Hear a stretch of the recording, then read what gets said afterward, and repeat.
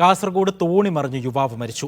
വലിയപറമ്പ് സ്വദേശി മുകേഷാണ് മരിച്ചത്. മീൻ പിടിക്കുന്നതിനിടെ ശക്തമായ കാറ്റിൽ തോണി മറിയുകയായിരുന്നു.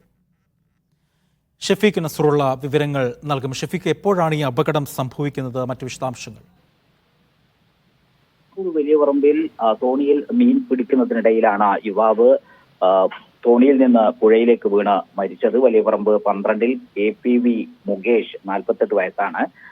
മുകേഷാണ് മരിച്ചത്. സന്ധ്യയോടുകൂടിയായിരുന്നു ഇത്തരം ഒരു അപകടം ഉണ്ടായത്. തോണിയിൽ മീൻ പിടിക്കുന്നതിനിൽ ശക്തമായ കാറ്റിൽ തോണി മറിയുകയായിരുന്നു.